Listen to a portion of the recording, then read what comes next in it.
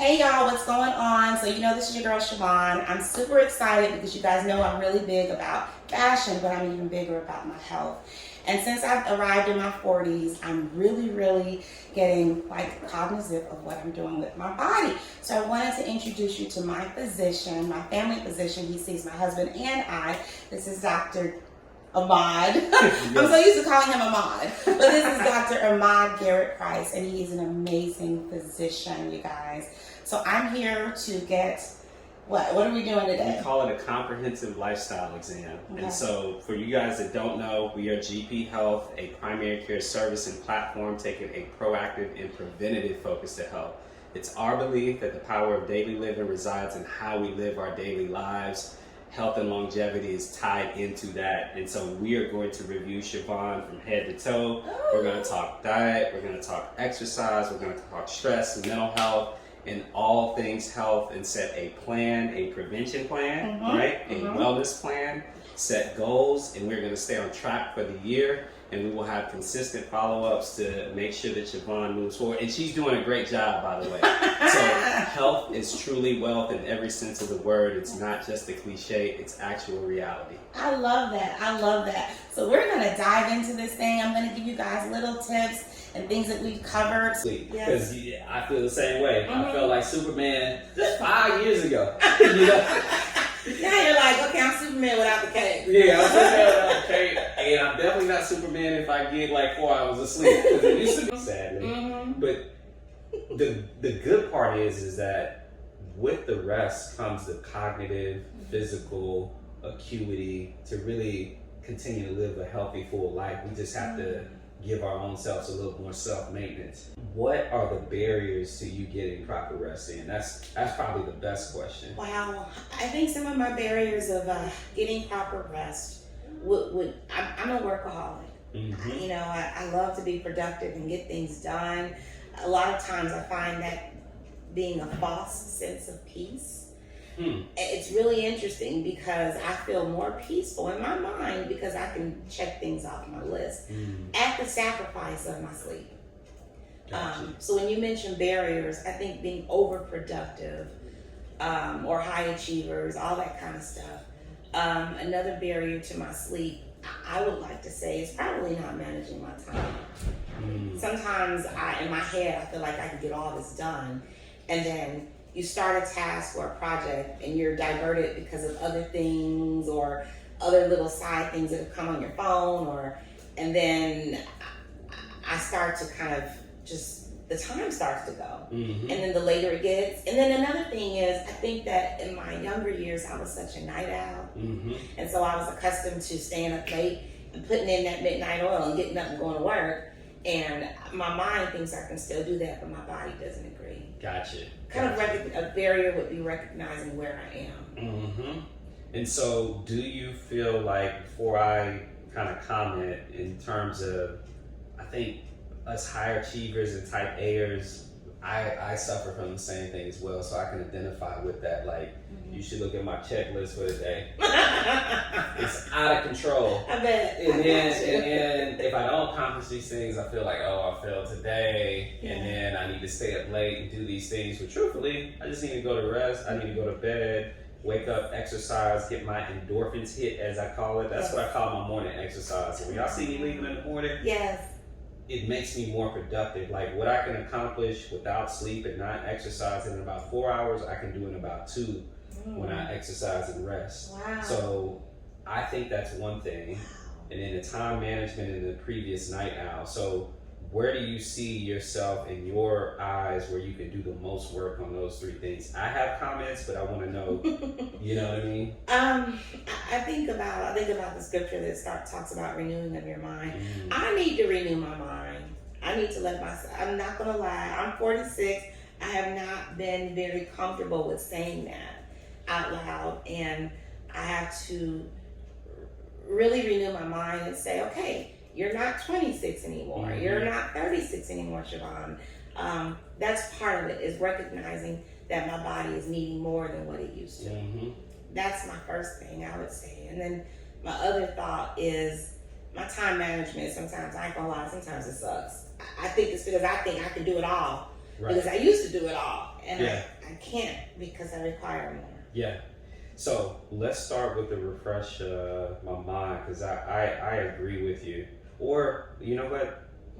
Because mind state is everything. We will start there. So when you say refresh your mind, can you elaborate on that? Is it just the recognition that, okay, these things are vital to me now, or? I think it is being real with myself. Okay. Being real that I'm not as young as I used to be. Being real that my body requires more now, and me being comfortable with that. I think for a long time I wasn't comfortable because in my mind I could do it like I was 26. I mean, you know, and I can't anymore. Like things are, even just within the past 4 or 5 years of me and Leon being married, things are different with my body. And so me being respectful of myself and accepting where I am in my life today, I think. What would help you to do that? Because I also saw something that I liked on your social history is the prayer and the positive affirmations, and you doing that consistently. Yeah. So is there a way that we can support that mindset, if you will? I'm big on, and I'll just comment and then I'll let you comment on these things happening first thing in the morning. Like we almost need to be, and I'm guilty of this too, but like off the devices for at least the first half hour. At least give us that. Off these cell phones. You know what I'm saying? Like if you wake up at 7:30, don't look at the phone till 8. Like don't roll over and look at it. Right. The phone has become this little ball of, how should I say, tech stress that we carry with us. So if we can have a clear palette, I feel like the mind state happens first thing in the morning. So yeah, so what are your thoughts in how we can support you, or just in getting that mind flip? Because I also think this time management thing kind of goes together. Do something real quick. Okay. So I have this kind of to-do list here, and as you can see, Wow. wow. You got a lot to do. Exactly. But what I'm attempting to do now is only put 5 things on there. I asked myself the night before, what's the highest yield thing you can do tomorrow Wow. to move yourself forward personally and business? So all these things, it can be a personal thing, it can be a business thing. And so I put 5 things on here. If I've done those, I won. Yeah. If I do anything else, it's bonus. Wow. So I would say, you're like me, and it sounds like you have lists of things that you want to get accomplished. I would say not everything is a fire drill, Okay. and not everything has to be accomplished. So I usually start with like a weekly thing. Is like I want to accomplish, these 5 things this week, and then obviously daily there's 3 to 5 things on that list that helps me accomplish that. So I think part of also getting to the mind state is saying, hey man, it's okay that I did 3 to 5 high yield things for my business or myself or personally or professionally. And sometimes that thing is like work out. Yes. Right. Yes. You know what I mean? And then I'll put, because if you think about it, and this is just me, what I'm learning as a kind of obviously I have team help, you have team, you have help, but we're the main, we're owner operators. Yes. You're the owner, you're the designer, you're the marketer. I'm everything. Everything. So I've said, there's plenty of work for me to do, but that's why I have to stop and start asking myself, what's the highest yield thing you can do today? And so those are the things, and you start to also, part of time management is organizational, where I have, I don't know how you strategize for your business, and I'm not trying to tell you how to strategize, Go for it. but what I do is I have what I call a 4-box method. We were actually, accepted into Pharrell's like startup program last year. Really? Oh, yeah. Congrats. Yeah. We made it through. This is exciting. I don't think a lot of people knew that. We were semifinalists, and That's a big deal, okay? Hello, notes. Yeah. Congrats. So one of those things was like, just how do you arrive at strategy for yourself or your company, and just kind of making it digestible. So now I'm kind of zooming out, because I think all of this plays into this, where we overwhelm ourselves. So just having like a quarterly strategy for yourself and for your business has been helpful for me. And I was trying to show you this, but I'm not sure what's going on with my PowerPoint. That's okay. But essentially, I have what I want to get accomplished in the first half of the quarter and the second half of the quarter. And I just concentrate, like, first half of the quarter, this is what we're going to do. The second half of the quarter, this is what we're going to do. Yes. And it's been so helpful for me to basically direct my energy. You know what I mean? That's amazing. Yeah. The 4 boxes. So what, the first box is what? Second box? So first half of the quarter is what I want to accomplish, right? Mhm. And then the second half is what I want to accomplish. And then I say, okay, what are my goals for this quarter? And I just list them all. And I say, okay, first half of the quarter, that's all I'm gonna focus on. Okay.